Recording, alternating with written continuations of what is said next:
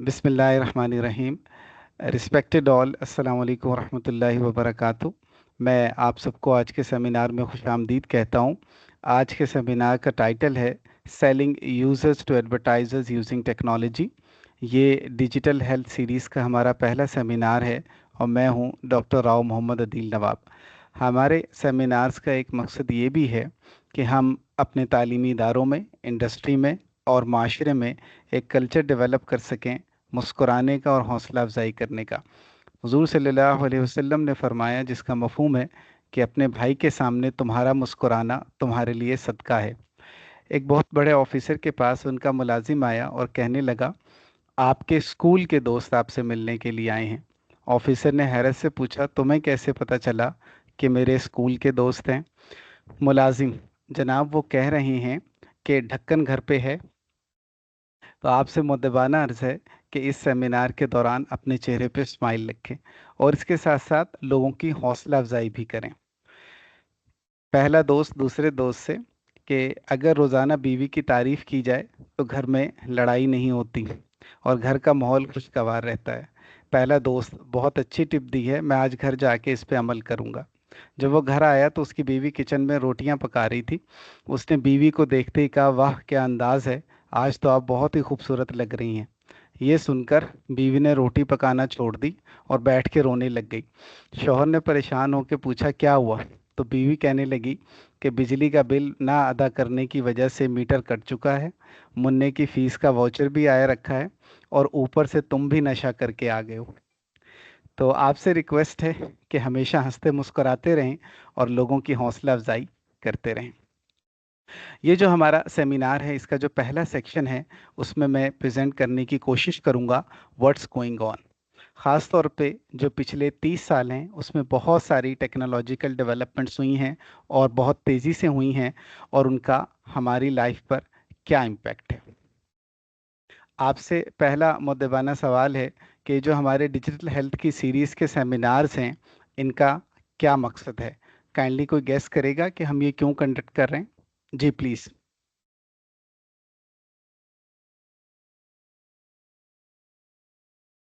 जी बताएगा काइंडली कोई?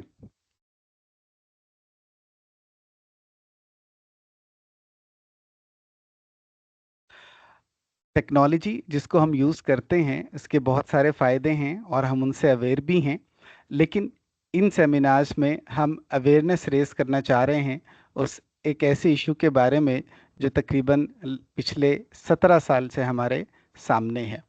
और इसके साथ ही जो दूसरा हमारा मकसद है वो पहले से कनेक्टेड है कि हम ये सीख सकें कि हम अपने स्मार्टफोन के साथ एक हेल्थी बैलेंस कैसे क्रिएट कर सकते हैं, इससे पहले कि हमारे स्मार्टफोन की एडिक्शन बहुत गहरी हो जाए और हम इसे कंट्रोल ना कर पाएँ।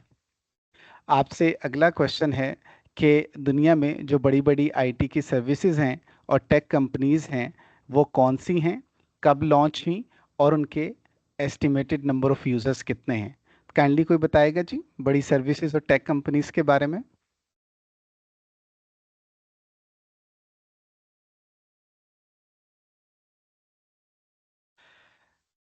इस टेबल के अंदर मैंने समराइज़ करने की कोशिश की है जो बड़ी आईटी सर्विसेज हैं और जो कंपनीज़ हैं उनको। शुरू करते हैं वर्ल्ड वाइड वेब से। ये एक इंफॉर्मेशन सिस्टम है जो कि इंटरनेट के ऊपर बेस करता है और आप इसको यूज़ करके इंफॉर्मेशन को एक्सेस भी कर सकते हैं और शेयर भी कर सकते हैं यूजिंग वेब पेजेस। वेबसाइट जो होती है वो कलेक्शन ऑफ वेब पेजेस होती है। For example youtube.com, google.com, facebook.com, ये सारी पॉपुलर वेबसाइट्स हैं। 1989 में वर्ल्ड वाइड वेब लॉन्च हुई और इसके इस वक्त 5 बिलियन से ज़्यादा यूजर्स हैं। यहाँ मैं दो पॉइंट्स आपको क्लियर करता चलूँ। नंबर वन, ये जो एस्टीमेट्स हैं नंबर ऑफ़ यूज़र्स के, ये मैंने जेमिनाई से रिट्रीव किए हैं और कोशिश की है कि ऑथेंटिक सोर्सेज से हों, लेकिन अगेन ये एस्टीमेट्स हैं। और दूसरा पॉइंट ये है कि अकॉर्डिंग टू यूनाइटेड नेशंस इस वक्त जो दुनिया की पॉपुलेशन है वो 8.1 अरब है, यानी 8.1 बिलियन। अगर हम पूरी दुनिया की पॉपुलेशन के पर्सपेक्टिव से एस्टिमेटेड नंबर ऑफ़ यूज़र्स को देखें तो इनको एनालाइज करना और अंडरस्टैंड करना आसान हो जाएगा।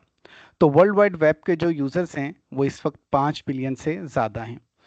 1997 में वायरलेस इंटरनेट आया जिसे हम वाईफाई भी कहते हैं, और इसने एक बड़ा की रोल प्ले किया वर्ल्ड वाइड वेब के एक्सपेंशन में। गूगल एक मशहूर कंपनी है और जो इसका सबसे पॉपुलर प्रोजेक्ट है वो इसका सर्च इंजन है google.com।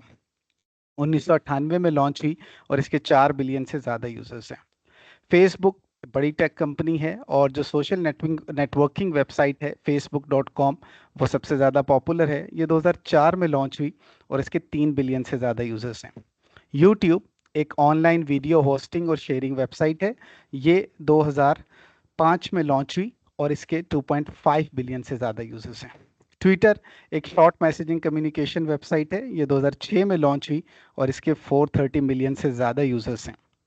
2007 में एप्पल ने आईफोन के नाम से पहला स्मार्टफोन लॉन्च किया, जिसके बाद स्मार्टफोन का जो यूजेज है वो बहुत ज़्यादा वाइड स्प्रेड हो गया और कॉमन हो गया।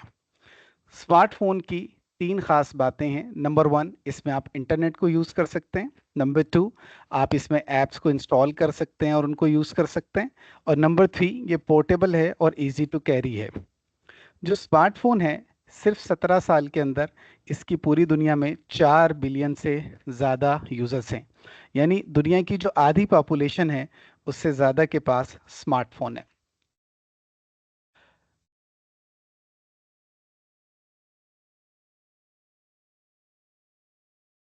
इंस्टाग्राम 2010 में लॉन्च हुई और इसके 2 बिलियन से ज़्यादा यूजर्स हैं। ये फ़ोटो और वीडियो शेयरिंग की वेबसाइट है। इसी तरह स्नैपचैट 2011 में लॉन्च हुई और इसके 322 मिलियन से ज़्यादा यूजर्स हैं। यहाँ ये एक इम्पॉर्टेंट पॉइंट है कि इंस्टाग्राम और स्नैपचैट बच्चों में बहुत ज़्यादा पॉपुलर हैं और आप देख सकते हैं कि इसके नंबर ऑफ़ यूज़र्स बहुत ज़्यादा हैं। चैट जीपीटी स्पेशलाइज्ड है टेक्स्ट जनरेट करने में, ट्रांसलेट करने में और कंटेंट राइटिंग में। 30 नवंबर 2022 को चैट जीपीटी लॉन्च हुआ है और इसके 180.5 मिलियन से ज़्यादा यूज़र्स हैं। अगर हम इस टेबल को एनालाइज करें तो हम देख सकते हैं कि ये टेक कंपनीज जो हैं बहुत थोड़ा अरसा पहले ही लॉन्च हुई हैं, लेकिन इनके नंबर ऑफ़ यूज़र्स बिलियंस में चले गए हैं और इन्होंने जो प्रॉफिट अर्न किया है वो ट्रिलियंस में है। यहाँ 3 फंडामेंटल सवाल हैं। सबसे पहला सवाल ये है कि ये जो टेक कंपनीज हैं इन्होंने बिलियंस ऑफ लोगों को किस तरह से अपने प्लेटफॉर्म से कनेक्ट किया। नंबर 2, कनेक्ट करने के बाद इन्होंने इन बिलियन ऑफ यूजर्स को किस तरह से इंगेज रखा हुआ है। और नंबर 3, इन टेक कंपनीज का वो कौन सा बिजनेस मॉडल है जिसने इन्हें चंद सालों में ही दुनिया की अमीर तरीन कंपनियां बना दिया है। और एक्सपर्ट्स कहते हैं कि शायद ऐसा तारीख इंसानी में नहीं हुआ कि इतने थोड़े वक्त में किसी बिजनेस ने ट्रिलियंस ऑफ डॉलर कमा लिया हूँ।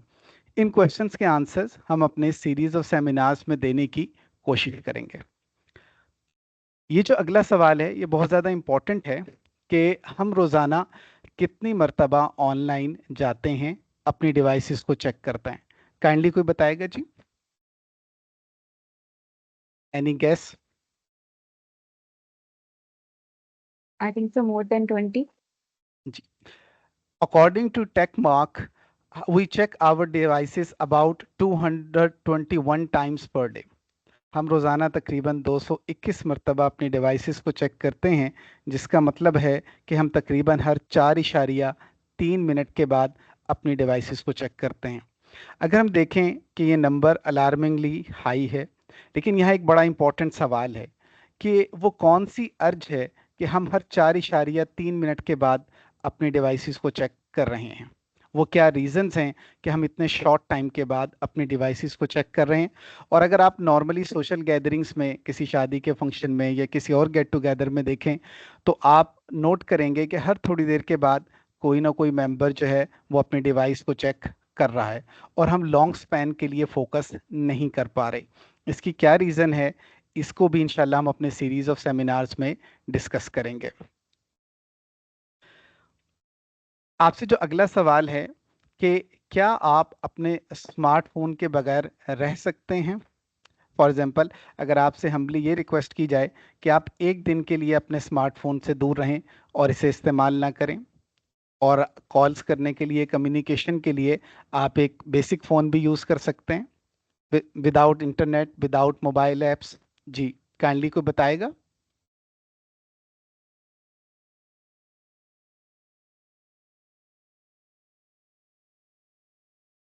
अगर आपसे ये रिक्वेस्ट नहीं। की जाए कि जी, एक वीक के लिए अगर आपको अपने स्मार्टफोन छोड़ना पड़ जाए तो फिर क्या होगा जी?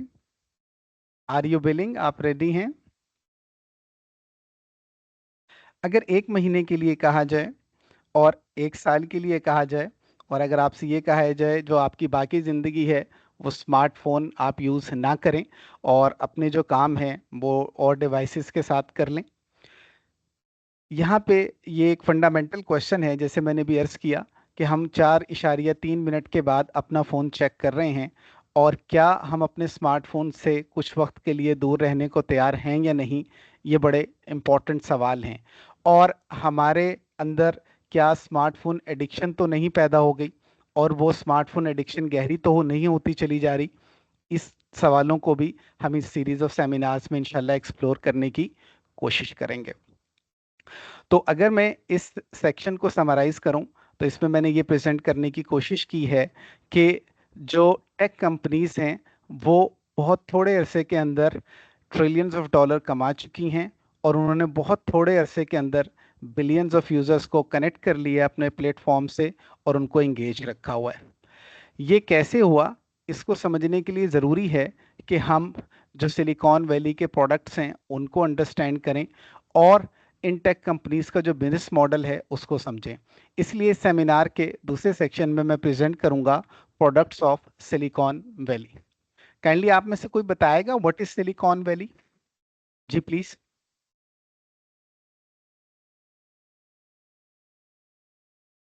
सिलिकॉन वैली एक जियोग्राफिकल रीजन है नॉर्दर्न कैलिफोर्निया में, south of San Francisco Bay. जो कैलिफोर्निया है ये पूरी दुनिया में मशहूर है as a major hub of technology, innovation और वेंचर कैपिटल। दुनिया की जितनी भी बड़ी टेक कंपनीज हैं उन सब के ऑफिसेज सिलिकॉन वैली में हैं।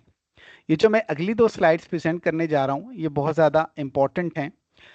आपसे ये सवाल है कि बिग टेक कंपनीज ने सिलिकॉन वैली में जो पहले 50 साल में यानी 1960 से लेके 2010 तक जो प्रोडक्ट्स बनाए वो क्या थे, और वो प्रोडक्ट्स किसको सेल किए गए, काइंडली बताएंगे?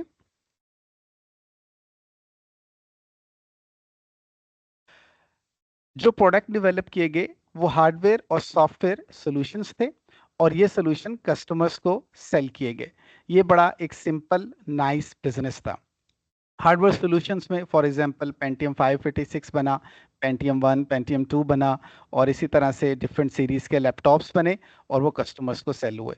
सॉफ्टवेयर्स में for example Windows 95, Windows XP, Microsoft office और बहुत सारे सॉफ्टवेयर्स बने और वो कस्टमर्स को सेल किए गए। अभी तक इस बिजनेस में कोई प्रॉब्लम नहीं था, it was a simple nice business. लेकिन ये जो पिछले 14 साल हैं इसमें जो बिग टेक कंपनीज ने प्रोडक्ट्स बनाए हैं वो क्या हैं और किन को सेल हुए हैं, ये जो लास्ट 14 ईयर्स हैं 2010 से लेके 2024 तक। जी काइंडली बताएगा कोई? मोस्टली जो है वो सोशल मीडिया बेस्ड टेक्नोलॉजी है। और जो सेलर्स हैं उसके ज्यादातर जो है वो आपका कॉमन पीपल हैं, not the users, like companies नहीं है बल्कि आम लोग हैं। जी शुक्रिया।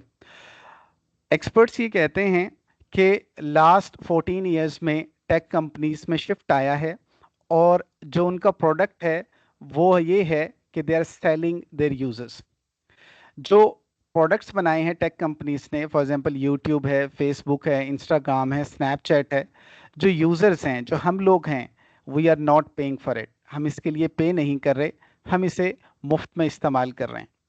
लेकिन एक वेबसाइट को चलाने के लिए बहुत सारी कॉस्ट आती है। फॉर एग्जांपल google.com जो सर्च इंजन है, इनके 4 बिलियन से ज़्यादा यूज़र्स हैं, थाउजेंड्स ऑफ इंजीनियर्स इन्होंने एम्प्लॉय रखे हुए हैं, थाउजेंड्स ऑफ सुपर कंप्यूटर्स हैं और बहुत सारे रिसोर्सेज चाहिए, और हम जो यूज़र्स हैं उनको कुछ भी पे नहीं कर रहे। तो ये जो कॉस्ट है ये कंपनी कहाँ से पूरी करेगी, और कंपनी प्रॉफिट कहाँ से अर्न करेगी? तो एक्सपर्ट्स ये कहते हैं कि जो कस्टमर्स हैं बिग टेक कंपनीज के वो एडवर्टाइजर्स हैं। जो एडवर्टाइजर्स हैं वो इसलिए कस्टमर्स हैं कि वो बिग टेक कंपनीज को पे करते हैं फॉर देयर प्रोडक्ट्स। तो यहाँ पे 3 चीज़ें हुई। नंबर 1 यूजर्स, जो हम लोग हैं जो फ्री ऑफ कॉस्ट यूज़ कर रहे हैं प्रोडक्ट्स को। नंबर 2 बिग टेक कंपनीज हैं, और नंबर 3 एडवर्टाइजर्स हैं। जो एडवर्टाइजर्स हैं वो कस्टमर्स हैं बिग टेक कंपनीज के, क्योंकि वो बिग टेक कंपनीज को प्रोडक्ट्स के लिए पे कर रहे हैं। एक क्लासिकल कोट है कि as a user, if you are not paying for the product, then you are the product.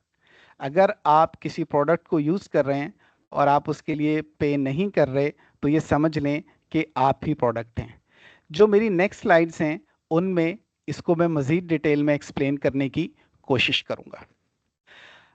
English का एक बड़ा अच्छा कोट है, there is no free lunch in this world. दुनिया में कोई भी ऐसा लंच नहीं है जो मुफ्त में हो। अगर बिग टेक कंपनीज यूजर्स को यानी हमें मुफ्त में कोई प्रोडक्ट दे रही हैं, जैसे यूट्यूब, फेसबुक, गूगल, तो वो बदले में हमसे क्या ले रही हैं? जो डिफरेंट टेक कंपनीज हैं वो किस चीज़ के लिए compete कर रही हैं? कोई इस फिल इन द ब्लैंक्स को फिल करेगा कि big tech companies are competing for your. जी प्लीज, कोई बताएगा?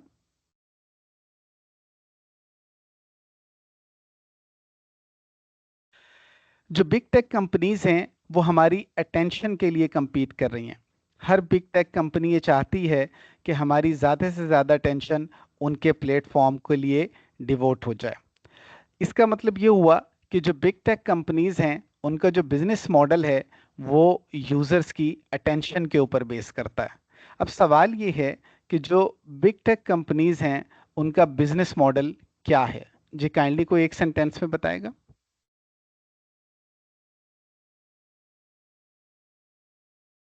की people engaged on the screen.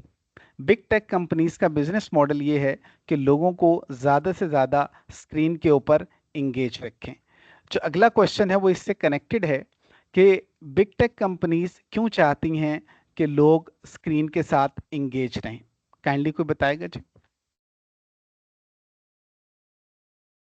जितने ज्यादा लोग होंगे तो वो उतने ज्यादा प्रॉफिट कमाएंगे। जी, जितने ज़्यादा लोग स्क्रीन के साथ इंगेज होंगे उतनी ज़्यादा एडवर्टाइजमेंट वो देखेंगे और उतना ज़्यादा प्रॉफिट टेक कंपनीज को मिलेगा।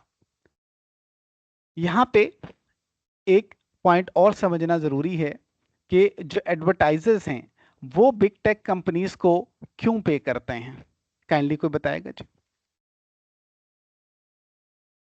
एड्स अपने शो कराते हैं, वो जी अपनी सेल बढ़ाने के लिए एड्स देते हैं।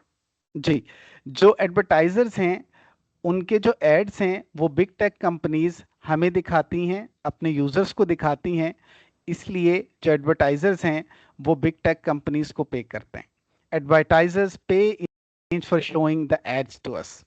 तो अगर मैं कंक्लूड करूं कि जो करंट प्रोडक्ट्स हैं पिछले 14 साल में बिग टेक कंपनीज के, उसमें हम लोग प्रोडक्ट हैं।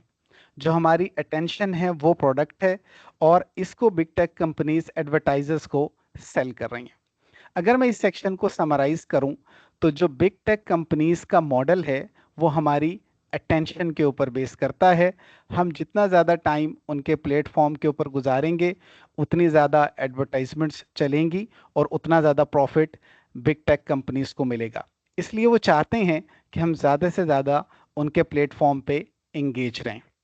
अब हमने बिजनेस मॉडल तो समझ लिया बिग टेक कंपनीज का, लेकिन एक इम्पॉर्टेंट पॉइंट समझना ज़रूरी है कि इस बिजनेस मॉडल को बिग टेक कंपनीज ने सक्सेसफुल कैसे किया है। नेक्स्ट सेक्शन में मैं ये प्रेजेंट करूंगा successful business model of big tech companies.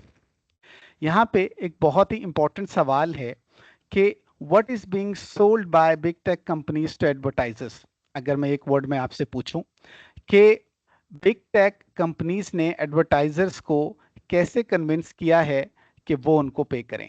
Kindly कोई एक वर्ड में बताएगा। नंबर ऑफ यूजर्स ज्यादा होने की वजह सर्टेनिटी। जो बिग टेक कंपनीज हैं वो एडवर्टाइजर्स को ये गारंटी करती हैं कि आपका जो भी ऐड हम चलाएंगे वो सक्सेसफुल होगा। यानी जो यूज़र आपका ऐड देखेगा वो आपका प्रोडक्ट भी खरीदेगा। से। इससे जो एडवर्टाइजर्स हैं उनकी सेल बढ़ेगी और उनका प्रॉफिट बढ़ेगा। ये जो सर्टेनिटी का फैक्टर है इसको इंशाल्लाह जो बाकी स्लाइड्स हैं उसमें मैं डिटेल में एक्सप्लेन करने की कोशिश करूंगा। लेकिन उससे पहले एक कॉन्सेप्ट को समझना ज़रूरी है कि जब हम कोई ऐड देखते हैं तो उसका हमारे ऊपर क्या इम्पैक्ट आता है। काइंडली कोई बताएगा जी।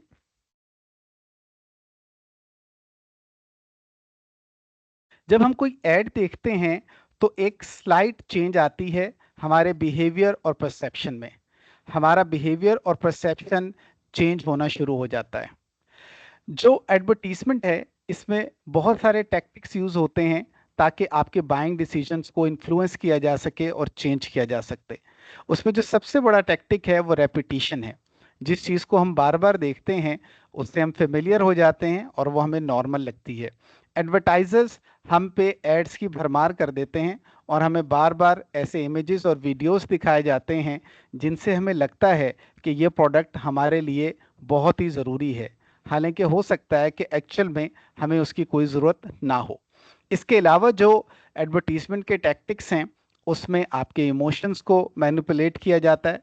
सेंस ऑफ इनसिक्योरिटी या सेंस ऑफ फियर क्रिएट की जाती है। जो एड्स हैं उनको पॉजिटिविटी के साथ लिंक किया जाता है। जो fair of missing out factor है उसको एक्सप्लॉइट किया जाता है। और आपको सोशल प्रूफ भी देने की कोशिश की जाती है कि ये प्रोडक्ट पूरी सोसाइटी यूज़ कर रही है। इसको समझाने के लिए एक छोटी सी एग्जांपल अर्ज करता हूँ। फॉर एग्जांपल एक यूनिवर्सिटी स्टूडेंट एक मोबाइल फ़ोन का ऐड देखता है जिसकी कीमत 1 लाख रुपए है। एड्स में दिखाया जाता है कि जो अच्छे पेरेंट्स हैं वो अपने बच्चों को वो मोबाइल फ़ोन दे रहे हैं और बच्चे और पेरेंट्स बहुत ज़्यादा खुश हैं। तो अगर आप खुश रहना चाहते हैं और एक हैप्पी फैमिली रहना चाहते हैं तो ये फ़ोन आपके पास होना चाहिए। ऐड दिखाया जाता है कि जो सक्सेसफुल पीपल हैं, जो सेलिब्रिटीज़ हैं, वो इस फ़ोन को यूज़ कर रही हैं और इस अपनी सक्सेस में और अपनी ग्रोथ में इस फ़ोन के रोल को एडमिट कर रही हैं। इसके अलावा ये दिखाया जाता है कि सोसाइटी एट लार्ज इस फ़ोन को यूज़ कर रही है।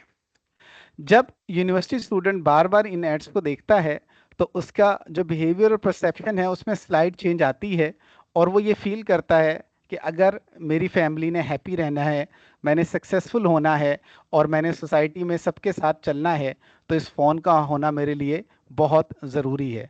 हालांकि एक्चुअल में हो सकता है कि इसे 1 लाख रुपए फ़ोन की ज़रूरत ना हो बल्कि इसकी ज़रूरत 20,000 रुपये के फ़ोन से पूरी हो जाए। बल्कि हो सकता है कि इसे ऑल टुगेदर फ़ोन की ज़रूरत ही ना हो। लेकिन इन एड्स को बार बार देखने से बिहेवियर और परसेप्शन में चेंज आती है और वो यूनिवर्सिटी स्टूडेंट इस फ़ोन को परचेज कर लेता है। एक्सपर्ट्स ये कहते हैं कि जो चेंज है वो जर्नल है, स्लाइट है और इम्परसेप्टेबल है। हम उसको नोटिस नहीं कर पाते लेकिन हमारे बिहेवियर और परसेप्शन में ये चेंज आ रही होती है और हम चेंज हो रहे होते हैं what we do, how we think and what we are. इस चेंज से जो एड्स हैं वो सक्सेसफुल होते हैं और एडवर्टाइजर्स के प्रोडक्ट्स सेल होते हैं।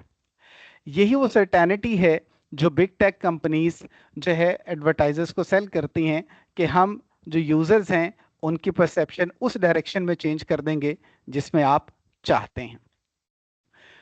यहाँ पे एक अगला सवाल है कि what is needed for a successful business, that is sell certainty. जो नेक्स्ट क्वेश्चन है कि अगर जो बिग टेक कंपनीज हैं अगर वो सर्टेनिटी को सेल करना चाहती हैं, यानी बिग टेक कंपनीज ये गारंटी करती हैं एडवर्टाइजर्स को कि उनका जो भी ऐड किसी यूज़र को शो किया जाएगा वो सक्सेसफुल होगा और वो यूज़र उस प्रोडक्ट को परचेज कर लेगा। तो काइंडली उसके लिए बिग टेक कंपनीज को क्या चाहिए, काइंडली कोई बताएगा जी। They need accurate predictions. For example अगर एक साहब कार खरीदना चाहते हैं और अगर उन्हें कार का ऐड ही दिखा दिया जाए तो बहुत ज़्यादा चांसेस हैं कि ये ऐड सक्सेसफुल होगा और वो कार परचेज कर लेंगे। लेकिन अगर एक साहब को कार की ज़रूरत है और उन्हें लैपटॉप का ऐड दिखाया जाए तो ये बहुत कम चांसेस हैं कि वो ऐड सक्सेसफुल होगा और वो साहब लैपटॉप को परचेज कर लेंगे। इसलिए ये बहुत ज़्यादा ज़रूरी है कि बिग टेक कंपनीज की जो प्रेडिक्शन है यूज़र के बिहेवियर और प्रेफरेंस के बारे में वो बहुत ज़्यादा एक्यूरेट हों। अगला सवाल इसी से कनेक्टेड है कि अगर बिग टेक कंपनीज ये चाहती हैं कि उनकी जो प्रेडिक्शंस हैं वो एक्यूरेट हों तो उनको क्या चाहिए, काइंडली कोई बताएगा जी। जी प्लीज। लॉट ऑफ डेटा, जितना ज़्यादा डेटा होगा उतना ही यूज़र के बिहेवियर और परसेप्शन के बारे में जो प्रिडिक्शंस हैं वो एक्यूरेट होंगी। फॉर एग्जांपल, अगर आप किसी को 1 माह से जानते हैं और किसी को 10 साल से जानते हैं, तो इन दोनों में आपकी जो प्रिडिक्शन है वो उन साहब के बारे में ज़्यादा एक्यूरेट होगी जिनको आप 10 साल से जानते हैं, बनिस्बत उसके जिसको आप 1 माह से जानते हैं। उसकी रीज़न ये है कि जिनको आप 10 साल से जानते हैं उनके बारे में आपके पास बहुत सारी इंफॉर्मेशन और बहुत सारा डेटा मौजूद है। इसी तरह से अगर किसी यूज़र के बिहेवियर और प्रेफरेंस के बारे में एक्यूरेट प्रिडिक्शन करनी है तो बिग टेक कंपनीज को उसके बारे में बहुत सारा डेटा चाहिए। अब अगला सवाल ये है कि ये जो बिग टेक कंपनीज हैं ये यूज़र्स के बारे में बहुत सारा डेटा कैसे कलेक्ट करती हैं, कोई बताएगा जी काइंडली।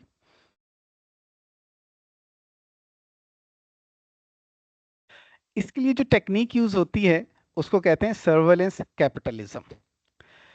इस वक्त दुनिया की बहुत सी जो बड़ी टेक कंपनीज हैं उनका जो बिजनेस मॉडल है वो सर्वेलेंस कैपिटलिज्म पे बेस करता है। काइंडली कोई बताएगा कि ये जो सर्वेलेंस कैपिटलिज्म की टेक्निक है ये कैसे काम करती है, जी बताएगा कोई। It's a 3 step process. सबसे पहले डेटा कलेक्शन है और 3 किस्म का डेटा कलेक्ट किया जाता है। यूज़र डेटा, जो यूज़र्स हैं उनके बारे में vast amount of data collect किया जाता है जिसमें शामिल है उनकी search history, social media activity, location data, app usage और उनका इंटरेक्शन। इसके साथ साथ उनका बिहेवियरल डेटा कलेक्ट किया जाता है और उसको कलेक्ट करने के लिए जो यूज़र का बिहेवियर है उसको ट्रैक किया जाता है डिफरेंट प्लेटफॉर्म्स पे और थर्ड पार्टी वेबसाइट्स पे। और उसके लिए जो इन्फॉर्मेशन कलेक्ट की जाती है वो कुकीज़ हैं, पिक्सेल्स हैं और जो इसके अलावा ट्रैकिंग टेक्नोलॉजीज हैं।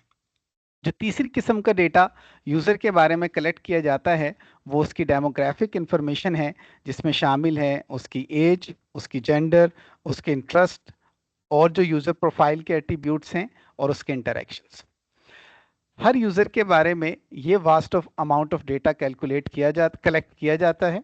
एक्सपर्ट्स कहते हैं कि आप ऑनलाइन जो भी एक्टिविटी करते हैं वो वॉच भी की जाती है, उसे ट्रैक भी किया जाता है और उसे मैयर भी किया जाता है। जब ये vast amount of data user के बारे में इकट्ठा हो जाता है तो सेकंड स्टेप है डेटा एनालिसिस एंड प्रेडिक्शन। जो डेटा कलेक्ट किया गया है उसको एनालाइज किया जाता है और उसे यूज़ किया जाता है प्रिडिक्ट करने के लिए 2 चीज़ों को, एक यूज़र का बिहेवियर और एक उसकी प्रेफरेंसेस।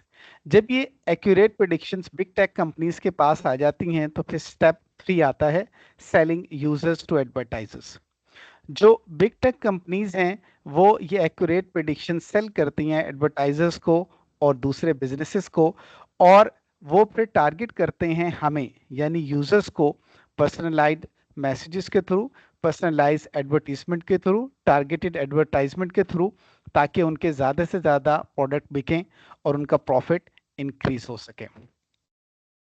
यहाँ पे एक बड़ा इंपॉर्टेंट पॉइंट है कि ये जो सर्वेलेंस कैपिटलिज्म की बेस पे मार्केट प्लेस बनी है जिसमें यूजर्स हैं, एडवर्टाइजर्स हैं और बिग टेक कंपनीज हैं, इसका आउटकम क्या है इसको समझना बहुत ज़्यादा इंपॉर्टेंट है। जी कोई बताएगा काइंडली।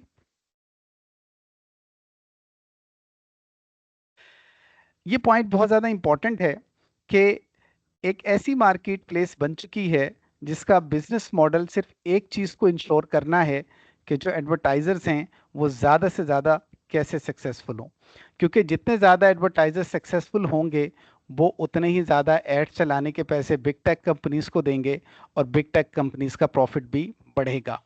लेकिन यहाँ पे एक फंडामेंटल पॉइंट है कि जो बिग टेक कंपनीज हैं उनका सारा फोकस एडवर्टाइजर्स को सक्सेसफुल करने में है, रिगार्डलेस कि ये यूजर्स के बेस्ट इंटरेस्ट में है या नहीं है। यहाँ पे एक और इम्पॉर्टेंट पॉइंट को समझना ज़रूरी है कि जो इंटरनेट मार्केट इस वक्त एग्जिस्ट कर रही है ये ट्रेडिशनल मार्केट से किस तरह डिफरेंट है, काइंडली कोई बताएगा जी। जो मेजर प्रॉब्लम है इंटरनेट मार्केट का वो ये है कि it is trading in the future of humans at scale. जो इंसानों के फ्यूचर हैं उसमें तिजारत की जा रही है और एक बड़े स्केल पे की जा रही है। जो बिग टेक कंपनीज हैं वो यूजर डेटा की बेस पे जो प्रेडिक्शंस हैं वो सेल करती हैं एडवर्टाइजर्स को, और उससे प्रॉफिट तो कमा रही हैं, लेकिन इसके साथ साथ वो लिमिट कर रही हैं हमारे पोटेंशियल को और इन्फ्लुएंस कर रही हैं हमारी चॉइसेस को बहुत सारे ऐसे तरीकों से जो हमारे बेस्ट इंटरेस्ट में नहीं हैं। एक्सपर्ट्स कहते हैं कि ये जो इंटरनेट की मार्केट है, इसके जो मेजर इश्यूज हैं उसमें सबसे पहले है रिड्यूस एटोनमी। जब आपको नंबर ऑफ चॉइसेस एक एल्गोरिदम के थ्रू दिखाई जाती हैं तो ये आपकी फ्री विल को भी लिमिट कर देता है और जो आपके बाइंग डिसीजंस हैं उनको भी इन्फ्लुएंस करता है। आपको जो एड्स दिखाए जा रहे हैं वो प्रिडिक्शन की बेस पे दिखाए जा रहे हैं और हो सकता है कि आपकी एक्चुअल नीड कुछ और हो। जब आप टारगेटेड एडवर्टीजमेंट करते हैं या पर्सनलाइज एडवर्टीजमेंट करते हैं तो उसमें मैनिपुलेट किया जाता है आपके इमोशंस को और आपकी वल्नरेबिलिटी को, ताकि वो प्रोडक्ट सेल हो सके। इसके साथ साथ जो एल्गोरिदम से प्रेडिक्शंस प्रोड्यूस कर रहे हैं उनमें भी बायसनेस होती है यूज़र डेटा की बेस पे, और वो बायसनेस भी अपना रोल प्ले करती है। जो तीसरा मेजर इशू है वो है लिमिटेड फ्यूचर अपॉर्चुनिटीज।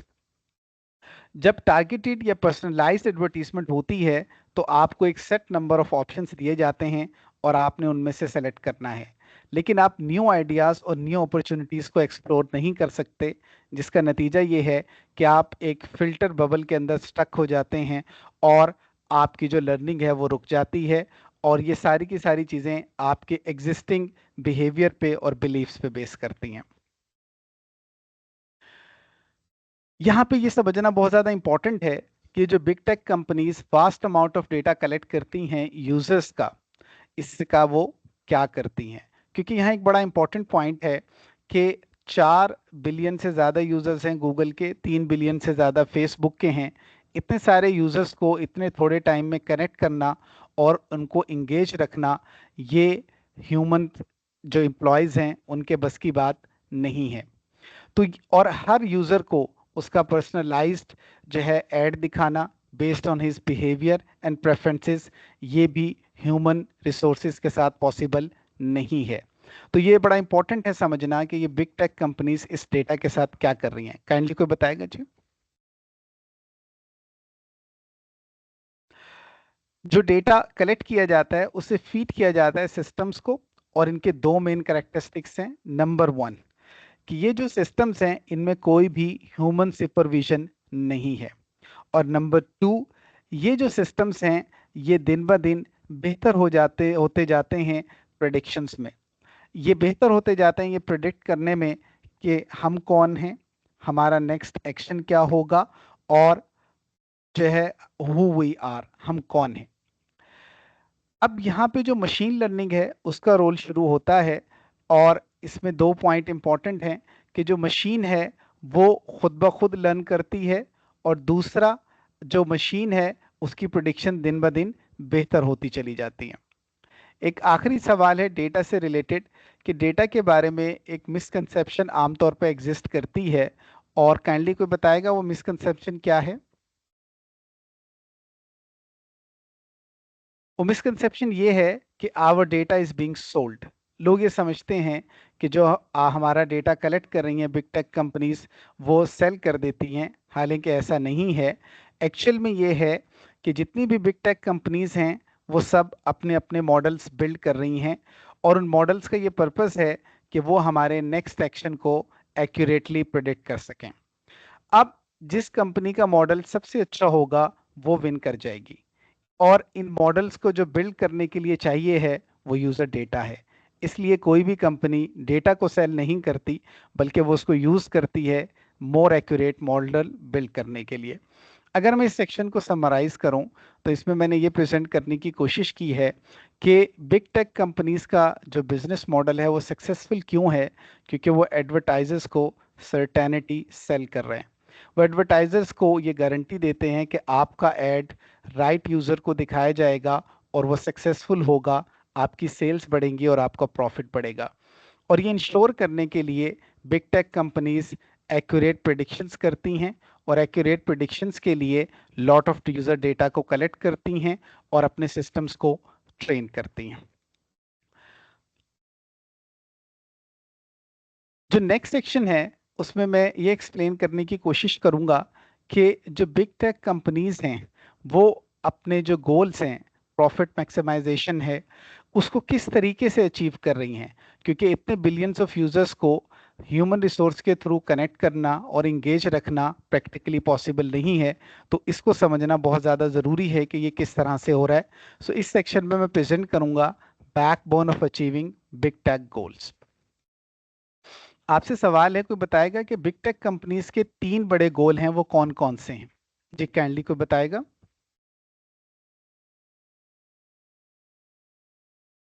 जो पहला गोल है वो इंगेजमेंट गोल है कि जो यूजर्स हैं उनका जो स्क्रीन का यूजेज है वो ज़्यादा से ज़्यादा हो और वो अपनी स्क्रीन्स को स्क्रॉल करते रहें।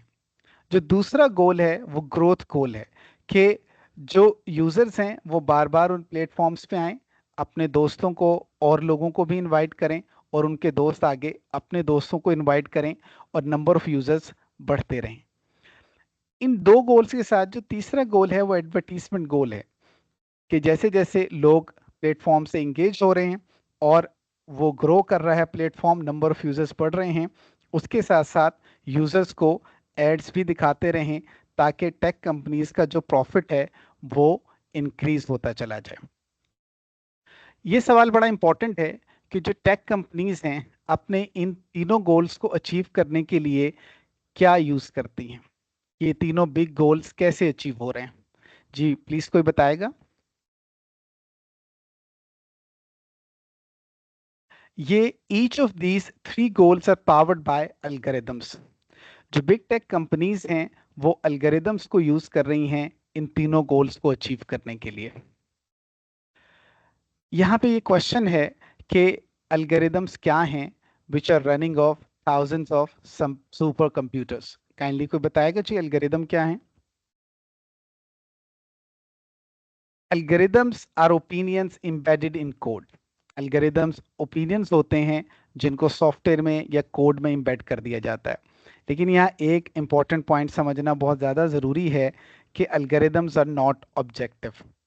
ऑब्जेक्टिव होने का ये मतलब होता है कि कोई चीज़ अनबायस्ड होती है, इम्पार्शियल होती है। फॉर एग्जांपल जब तारीख लिखी जाती है तो कहते हैं कि तारीख लिखने वाले ऑब्जेक्टिव हैं, यानी उनमें कोई बायसनेस नहीं है। लेकिन ये जो अल्गोरिदम है ये ऑब्जेक्टिव नहीं है, जिसका मतलब ये है कि इन अल्गोरिदम्स को ऑप्टिमाइज किया जा रहा है कि एक ख़ास गोल इन्होंने अचीव करना है और इनकी एक अपनी डेफिनेशन ऑफ सक्सेस है। अब यहाँ एक इम्पॉर्टेंट सवाल है कि अगर एक कमर्शियल एंटरप्राइज है जैसे फेसबुक है, गूगल है, इंस्टाग्राम है, तो इनके नज़दीक जो डेफिनेशन ऑफ सक्सेस है वो क्या होगी। काइंडली कोई एक वर्ड में बताएगा। प्रॉफिट। जो भी कमर्शियल ऑर्गेनाइजेशन है वो ये चाहेगी कि वो एल्गोरिदम इस तरह से ऑप्टिमाइज किया जाए कि उनका प्रॉफिट इंक्रीज हो जाए। अब इस प्रॉफिट को इंक्रीज करने के लिए जो एल्गोरिदम है उसकी जॉब क्या है। काइंडली कोई बताएगा जी।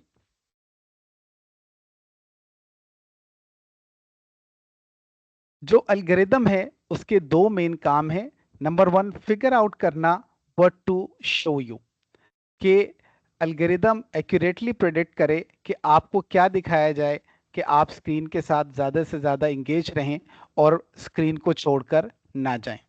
इसके साथ साथ जो दूसरा काम है वो ये है कि यूज़र्स को जो मोस्ट अप्रोप्रिएट एड्स हैं उनके लिए वो दिखाए जाएं ताकि जो प्रॉफिट है वो भी इंक्रीज होता रहे। तो ये 2 मेन काम हैं जो एल्गोरिदम्स के थ्रू अचीव किए जा रहे हैं। अब यहाँ पे ये एक इम्पॉर्टेंट सवाल है कि जो मशीन लर्निंग है, आर्टिफिशियल इंटेलिजेंस है, वो टेक कंपनीज के प्रॉफिट को मैक्सिमाइज करने में कैसे की रोल प्ले कर रही है, इसको समझना ज़रूरी है। Basically it's a 6 step process. Number 1, सबसे पहले एक कंप्यूटर है जिसमें कोई गोल स्टेट दी जाती है कि आई वांट दिस आउटकम। आप अपने कंप्यूटर को, अपने एल्गोरिदम को ऑप्टिमाइज करते हैं कि मुझे ये आउटकम चाहिए। और जो कमर्शियल एंटरप्राइजेस हैं उनका जो आउटकम है वो है प्रॉफिट मैक्सिमाइजेशन, कि प्रॉफिट ज़्यादा से ज़्यादा अर्न किया जाए। तो आपने अपने एल्गोरिदम को ये गोल दे दिया है कि आपने प्रॉफिट को मैक्सिमाइज करना है, ये आउटकम हमें चाहिए। जो स्टेप नंबर 2 है कि कंप्यूटर जो है वो खुद से लर्न करता है कि उसने इस गोल को अचीव कैसे करना है और डे बाय डे प्रॉफिट को कैसे बढ़ाना है। इसी को मशीन लर्निंग कहते हैं। जो तीसरा स्टेप है कि जब कंप्यूटर खुद से लर्न करता है तो हर गुजरते दिन के साथ उसकी प्रिडिक्शन पहले से बेहतर होती चली जाती है और वो जो राइट पोस्ट है उसको राइट ऑर्डर में आपको शो करना शुरू कर देता है, क्योंकि उसकी जो प्रेडिक्शंस हैं वो आपके बिहेवियर और आपकी प्रेफरेंस के बारे में दिन ब दिन बेहतर होती चली जा रही हैं। इसलिए वो आपको ऐसी पोस्ट, ऐसी वीडियोस दिखाता है कि जिनको आप देखते रहें और स्क्रीन को छोड़कर ना जाएं। इसका आउटकम ये होता है कि आप अपनी स्क्रीन पे longer and longer time spend करना शुरू कर देते हैं और आपका स्क्रीन टाइम इंक्रीज हो जाता है। जब आपका स्क्रीन टाइम इंक्रीज होता है तो जो नंबर ऑफ एड्स आपको शो किए जाते हैं वो भी इंक्रीज हो जाता है, और जब नंबर ऑफ एड्स इंक्रीज हो जाते हैं तो कंपनी का प्रॉफिट भी इंक्रीज हो जाता है। यहाँ पे जो स्टेप नंबर 2 है ये सबसे की फैक्टर है कि अगर मशीन खुद से लर्न ना करे कि उसने प्रॉफिट को कैसे इंक्रीज करना है और बिग टेक कंपनीज के इस गोल को कैसे अचीव करना है, तो शायद ये जो अगले स्टेप्स हैं ये पॉसिबल ना हो सकें इतने बड़े स्केल पे जिसमें बिलियन ऑफ यूजर्स को कंट्रोल किया जा रहा है। यहाँ पे इस पॉइंट को बहुत समझ लेना चाहिए कि एल्गोरिदम्स की ये स्ट्रेंथ भी है लेकिन इनका एक डेंजरस पार्ट भी है। तो what is the most dangerous thing about these algorithms, के इन एल्गोरिदम्स के बारे में सबसे खतरनाक बात क्या है? काइंडली कोई बताएगा जी। एक्सपर्ट्स ये कहते हैं कि lack of control is the most dangerous thing about algorithms, कि हमारा इन एल्गोरिदम्स के ऊपर कंट्रोल नहीं है। एल्गोरिदम्स एक ह्यूमन ही लिखता है और उसका मेन गोल ये होता है कि वो एक मशीन को बिल्ड करे, लेकिन नेक्स्ट स्टेप में जो मशीन है वो चेंज होती है, वो लर्न करती है खुद से जैसे जैसे उसे फ्रेश डेटा फीड किया जाता है, और इस मशीन को चेंज होने में यानी लर्न करने के लिए किसी ह्यूमन सुपरविजन की ज़रूरत नहीं है और हमारा उसके ऊपर कंट्रोल भी नहीं रहता। यहाँ एक और इम्पोर्टेंट सवाल एक्सपर्ट से पूछा गया कि जो बिग टेक कंपनीज के लोग हैं क्या वो ये जानते हैं और फुली अंडरस्टैंड करते हैं कि ये मशीन लर्निंग एल्गोरिदम्स कैसे काम कर रहे हैं? काइंडली को इसका आंसर बताएगा जी क्या? एक्सपर्ट्स कहते हैं नो। एक्सपर्ट्स ये कहते हैं कि एज ह्यूमंस, हाँ, we have almost lost control over these algorithms, कि हमारा इन एल्गोरिदम्स के ऊपर तकरीबन कोई कंट्रोल नहीं है और कोई भी पूरी तरह से अंडरस्टैंड नहीं करता कि एल्गोरिदम्स किस तरह से लर्न कर रहे हैं, किस तरह से अपने आप को चेंज कर रहे हैं उस गोल को अचीव करने के लिए जो इनमें सेट किया गया है। इस सारी डिस्कशन के बाद जो एक बड़ा इंपॉर्टेंट सवाल अराइज होता है वो ये है कि who has more control, algorithms और ह्यूमंस? इस वक्त जो मशीन लर्निंग एल्गोरिदम्स हैं जितने वो डेवलप हो चुके हैं, क्या उनका कंट्रोल ह्यूमंस पे ज़्यादा है या ह्यूमंस का कंट्रोल उन एल्गोरिदम्स के ऊपर ज़्यादा है? काइंडली कोई बताएगा जी।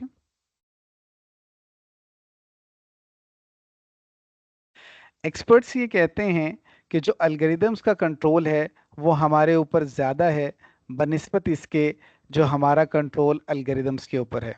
उसकी रीज़न वो ये देते हैं कि एल्गोरिदम्स कंट्रोल कर रहे हैं उस इंफॉर्मेशन को जो हम देखते हैं। फॉर एग्जांपल, अगर आप यूट्यूब पे कोई वीडियो सर्च करते हैं कार के टॉपिक के ऊपर तो थाउजेंड्स ऑफ वीडियोस हो सकती हैं, लेकिन आपको जो टॉप 10 वीडियोस दिखाई जा रही हैं उसका कंट्रोल एल्गोरिदम के पास है। इसी तरह से जो वीडियोस आपको रिकमेंड की जा रही हैं उस इंफॉर्मेशन का कंट्रोल भी एल्गोरिदम के पास है। तो हम देख सकते हैं कि जो एल्गोरिदम्स हैं उनका कंट्रोल ज़्यादा है उस इंफॉर्मेशन पे जो हम देख रहे हैं बनिस्बत इसके हमारे कंट्रोल के। अगर मैं इस पिछले सेक्शन को समराइज करूं तो इसके अंदर जो बिग टेक कंपनीज की सक्सेस का एक राज है वो मशीन लर्निंग है, कि जो मशीन लर्निंग एल्गोरिदम्स हैं जब उनको डेटा फीड किया जाता है तो वो ह्यूमन सुपरविजन के बगैर खुद से ही लर्न करना शुरू कर देते हैं और डे बाय डे उनकी जो प्रेडिक्शंस हैं वो बेहतर होती चली जाती हैं, और वो हर यूज़र के बिहेवियर और प्रेफरेंसेस को सेपरेटली और एक्यूरेटली प्रेडिक्ट कर लेते हैं, और हर यूज़र को राइट ऑर्डर में राइट पोस्ट दिखाना शुरू कर देते हैं, जिसकी वजह से उनका जो स्क्रीन का टाइम है वो इंक्रीज़ कर जाता है। स्क्रीन टाइम इंक्रीज़ करने से वो ज़्यादा एड्स देखते हैं, और ज़्यादा एड रन होने से बिग टेक कंपनीज का प्रॉफिट भी बढ़ जाता है। लेकिन इसका एक नुकसान ये भी है कि जो एल्गोरिदम्स का कंट्रोल है वो ह्यूमंस के ऊपर बढ़ता चला जा रहा है। वो कंट्रोल कर रहे हैं कि हम कौन सी इंफॉर्मेशन देख सकते हैं और कौन सी नहीं देख सकते। इस सेमिनार का जो आखिरी सेक्शन है वो बड़ा इंपॉर्टेंट है इस सारी डिस्कशन के बाद, कि learn to live with devices. इस क्वेश्चन को अंडरस्टैंड करने से पहले ये समझना ज़रूरी है कि जिस टेक्नोलॉजी को पर्टिकुलरली हम पिछले 14 साल में इस्तेमाल कर रहे हैं वो डिफरेंट क्यों है। काइंडली कोई बताएगा जी।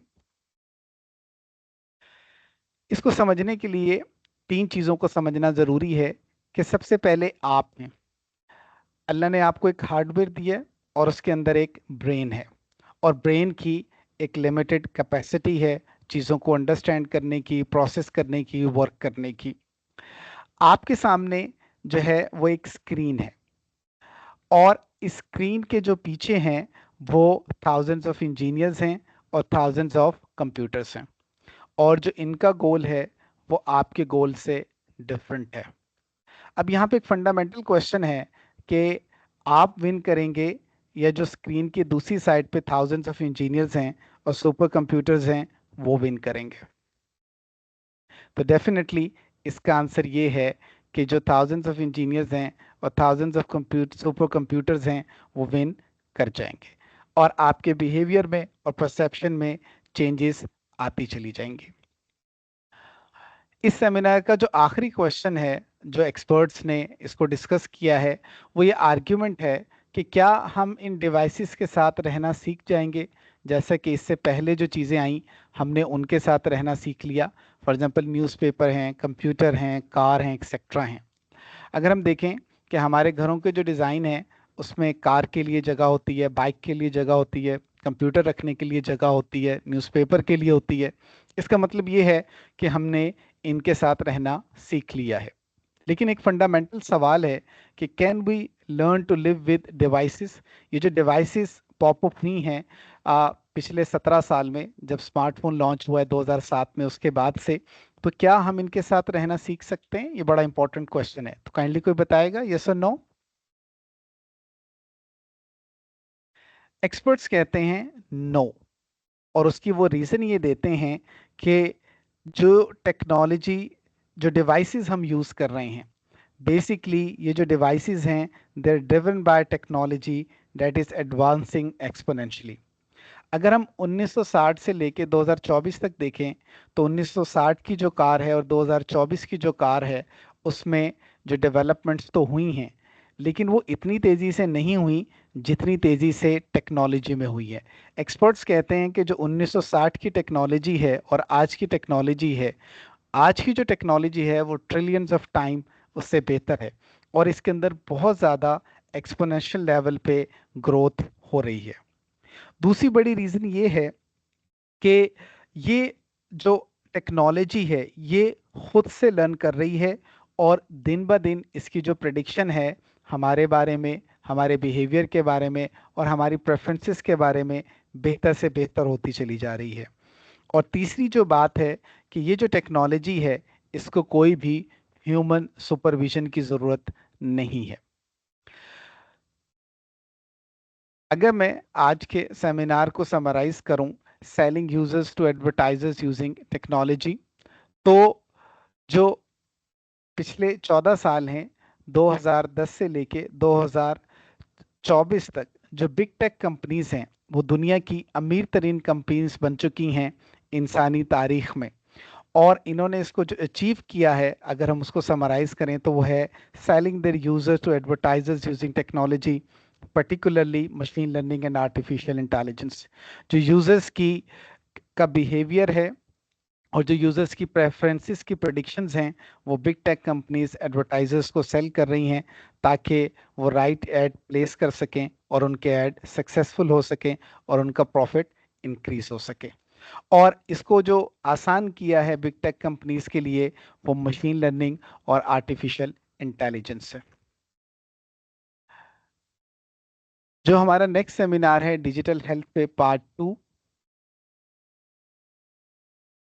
इंशाल्लाह जो नेक्स्ट हमारा सेमिनार होगा उसमें मैं ये प्रेजेंट करने की कोशिश करूंगा कि has technology become the biggest addiction of the world.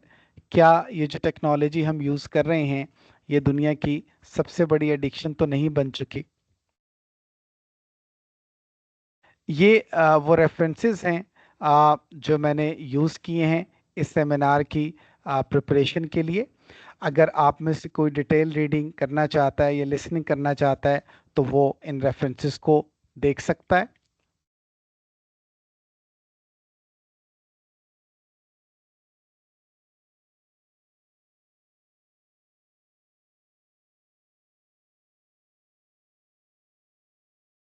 आपके टाइम का, तवज्जो का और इनायत का बहुत बहुत शुक्रिया।